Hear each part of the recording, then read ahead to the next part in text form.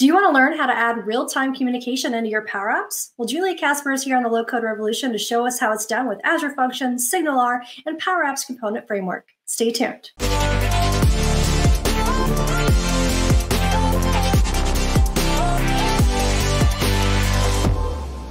Hi, everyone, and welcome to another episode of the Low Code Revolution. Today, we're joined by Julia Casper, who's a program manager here at Microsoft focused on Fusion development with the Power Platform. Welcome to the show, Julia. Hi, April. Thank you so much for having me. Super excited. Yeah, I'm so excited to have you here. We're coming off the heels of the Microsoft Power Platform Conference in Orlando a couple weeks ago, and you did an amazing keynote with Scott Hanselman showing this great Fusion scenario of Power Apps with real-time notifications and Azure Functions and SignalR and all of that. So I knew when I saw that, I had to have you on the show to kind of demo that a little bit further to our audience. So can you talk a little bit about the use case and how this whole thing came about? Yeah, of course. So actually last year during the .NET conference, people on the Microsoft side, they started to create this really amazing .NET podcast app where we have our GitHub repository here up and running as well. And it's just the main purpose of this application was to kind of showcase different Azure services, different Microsoft technologies working together. And over the last couple of month events, people started to reach out and they're like, hey, we know this application is up and live running. Is it possible for us to request or submit a few podcasts? So people started to reach out and we're like, oh, now we need to kind of we need another application that lets admins approve or decline those incoming podcast requests.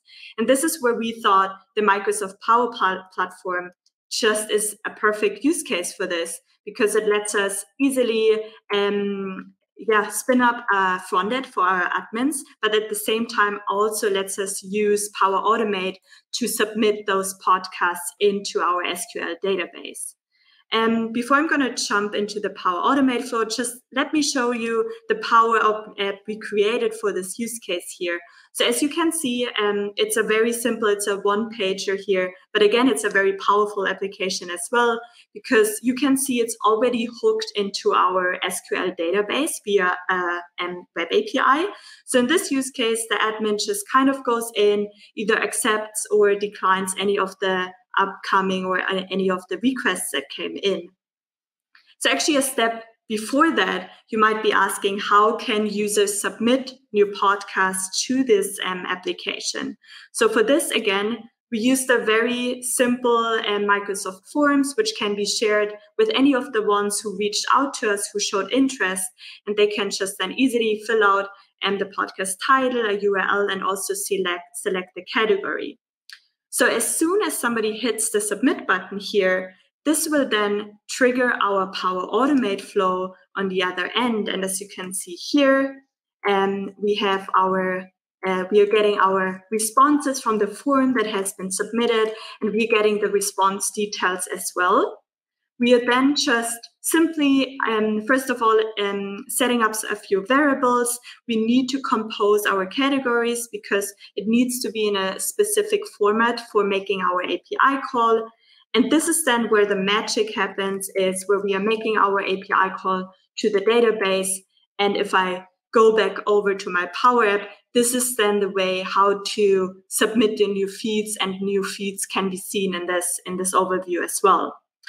So while I was building this application, and I'm usually one of those people who just likes to have a bunch of tabs open, I'm never closing any of these. I was like, well, how will admins know if something has changed on the back end, even though I still have the application open or I'm not refreshing? And this was when I was thinking, hey, it would be super cool to have some kind of notification popping up and basically telling the admin, hey, something has changed on your backend side. You either need to refresh or close the app and open it again. And this is where in our use case, the PCF controls with SignalR and the Azure Functions come into place. Because using those Azure services, you're now able to use real-time communication, or in our use case, real-time notification. So as I mentioned, we do need a few Azure resources for this use case. So let me go to my Azure portal here.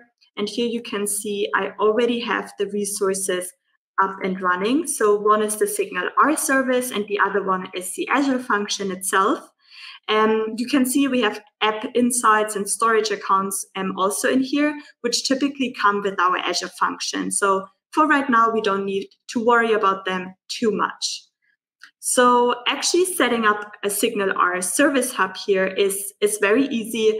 You just need to make sure that you have your service mode set to serverless here. And also in the tab keys, just make sure to copy paste the connection string from it and copy paste it into the Azure function as well, because you need to make sure that the Azure function is aware of the SignalR hub that you just set up.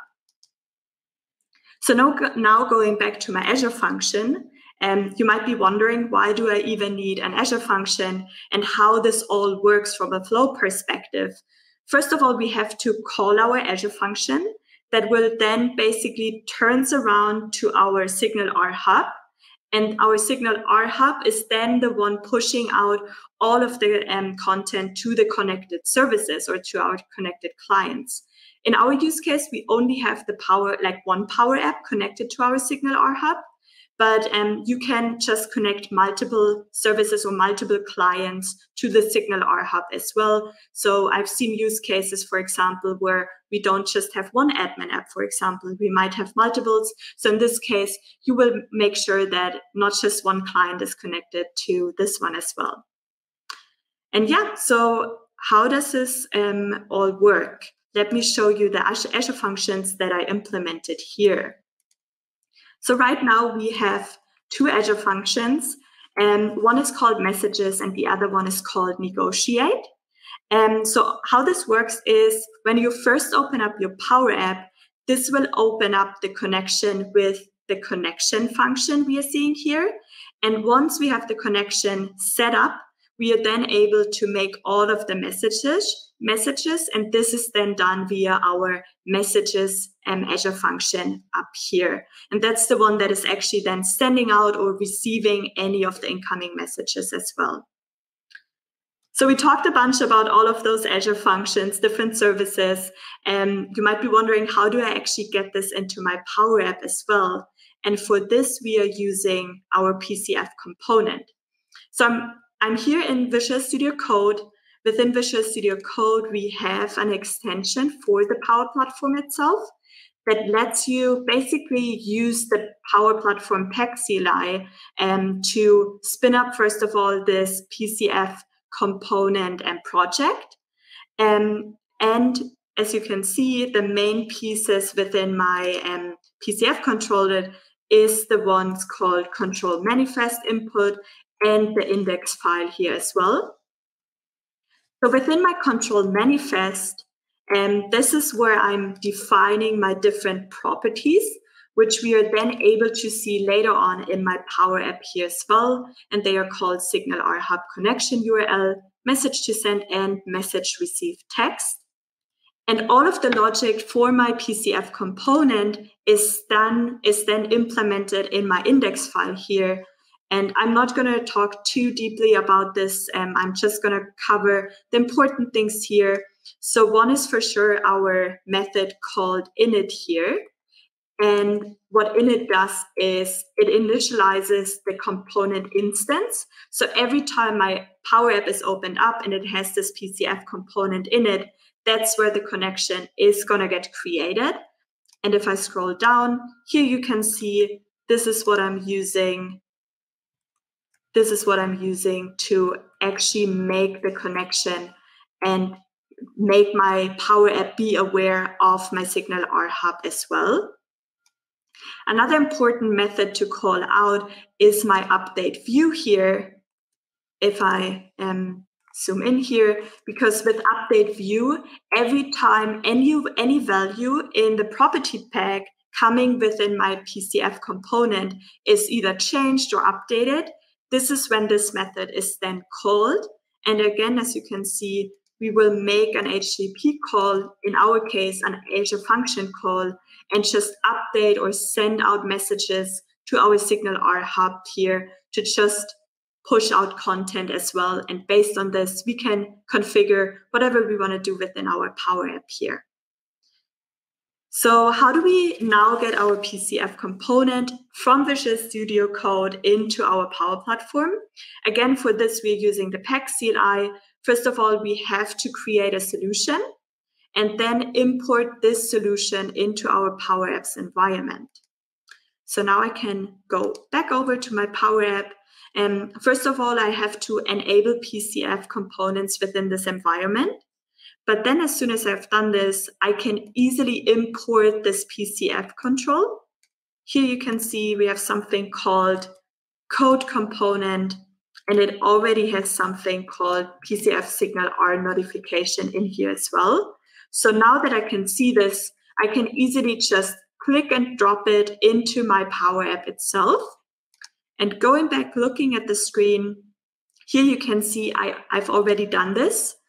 Because I don't have any UI properties or anything specifically for UI features implemented, we are only going to look at my properties, and that's why this one is also transparent here.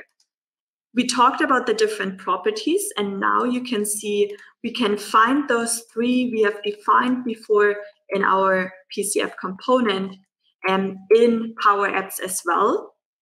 And to get my connection up and running, this is where we will copy paste our Azure function URL into the Power App itself. And this is every time somebody opens up the Power App, that's where the connection is actually then being made. I usually like to check when I set this up for the first time if my connection was set up successfully. So for this, I usually open up my dev tooling here in Edge, and I'm searching for something called WebSocket connected to, and this gives me the information that my connection has successfully been set up and is now ready for me to be used. So let's hit the play button and let's see how this will look like in action. So just imagine I'm a user, I'm the one submitting a new podcast, right? So I have some information prepared here that I can submit. Now I just choose which category I want this podcast to be displayed in, and I just hit the submit button. So now, as I mentioned, this will fire up our Power Automate flow, and you can see that's always a good sign. This means it's running. I will open my Power Automate flow. I can also check and see what of my action items have been run through. So you can see my SQL database has been updated. And also we talked about my Azure function, and that's the last piece I added to my Power Automate flow. It is making my Azure function call here. And this is where now we are using the message Azure function to push out new content. And in our use case, it's text set to true. Now if we go over to my Power App, ta-da, you can see I now have this notification coming up here. I can hit the refresh button, which will update my screen here. You can see, check, my podcast has been submitted. I can now either submit or decline it. And we talked about it, we saw within our Azure function, I updated some text properties. So if I go back over here, because the notification piece, the one we just saw, it's basically just some UI I added within Power Apps. But the only thing I did here is I changed the visibility property. And you can see as soon as this one is set to true, this will then either show it or disable my notification popping up. So every time my Azure function runs true, I am able to see the notification here as well. And yeah, now I don't have to worry, even though I have way too many tabs open, that every time I go back to the screen, I will know if something has happened in my backend. I love it. It's just like mind blown moment because I love the use case because it shows just the perfect Fusion Dev scenario of integrating backend APIs and integrating with the Power Apps component framework for those custom controls and all of that. And this is such a relevant use case. I can think of myself a handful of apps where I would love to have real-time notifications like that.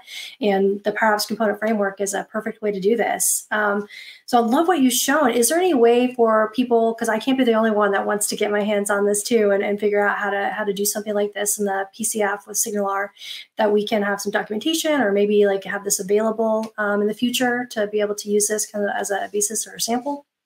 Mm-hmm. So right now, the only thing we have is our Git repository. So people are able to just get the basic approval application here. In the future, we're working on a tutorial so people can actually go through the whole use case and set up their SignalR, their Azure function, how to spin up a PCF component as well, and how to get it into Power Apps. So that's something we are currently working on. And just stay tuned for it to be released hopefully soon. Well, I can't wait. And we'll, of course, update the show notes here to reflect that when that is published, so you can get your hands on that and share it out. So this has been amazing. Again, I really love the use case. Perfect example of Fusion development in action. So thank you so much for taking the time to come on and show us, Julia. Yes, thank you, April. And if any of you out there has any feedback on this particular scenario or anything in the future, feel free to reach out. Always interested in hearing feedback. So thank you. Thanks. And thank you all for watching. We'll see you next time on the Low Code Revolution.